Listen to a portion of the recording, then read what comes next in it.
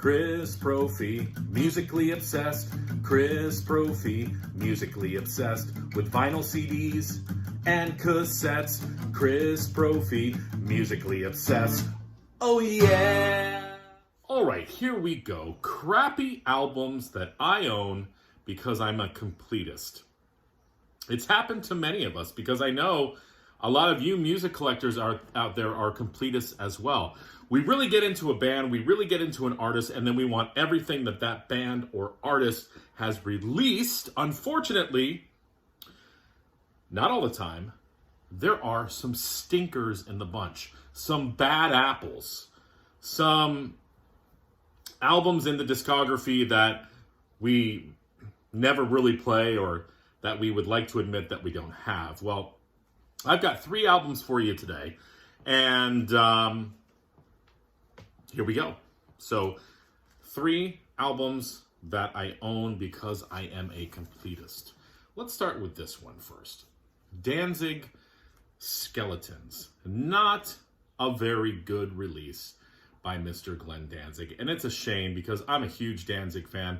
I love everything he's done with the Misfits and Sam Hain. I mean, you cannot deny the power of the first album and Lucifuge and How the Gods Kill, the 4th album. I even like Black Acid Devil with the industrial textures.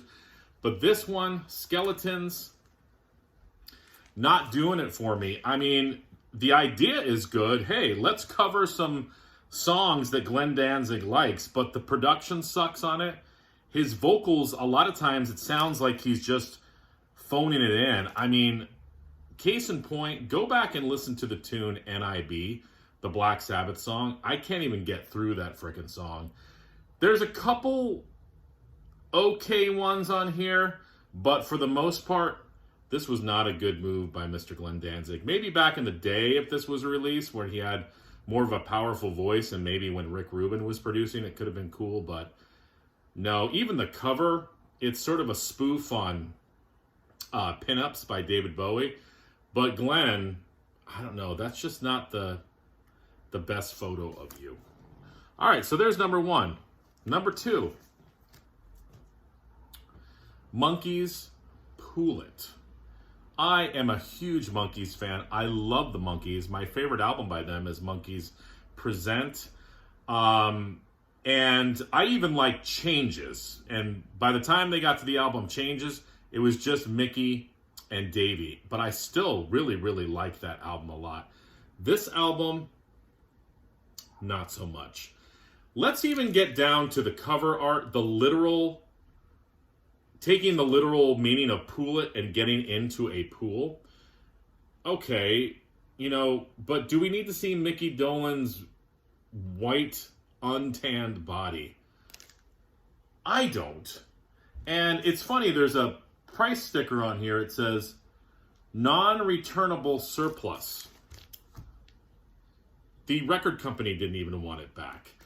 The production on this album just screams the 80s. This came out right after they got big on MTV again, and they had the hit That Was Then, This Is Now. This seemed like a good idea. It just didn't work. I listened to it the other day. It's not as bad as I remember, but in the Monkees canon, it's just a terrible album compared to their other stuff. The song She's Moving In with Rico, it starts off kind of good with Heart and Soul and I'll Go the Whole Wide World. And then after that, I don't know. It's cheesy to the nth degree. Monkees, Pool It. And lastly, I hate to show this band, but I have to. Black Flag, why did you release this album? First of all, the cover art sucks. There's too many songs on this record. 1, 2, 3, 4, 5, 6, 7, 8, 9, 10, 11, 12, 13, 14, 15, 16, 17, 18, 19, 20, 21, 22. 22 songs.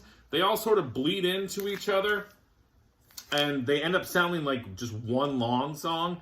Ron Reyes, I mean, you are one of the hardcore early vocalists of Black Flag, but you're just not doing it for me on here. Greg Ginn's doing some pretty good guitar work, but the songs and the production and the cover art, just not a good album. So, do you guys have albums that you own because you are a completist? Let me know in the comments below. All right, everyone. Bye.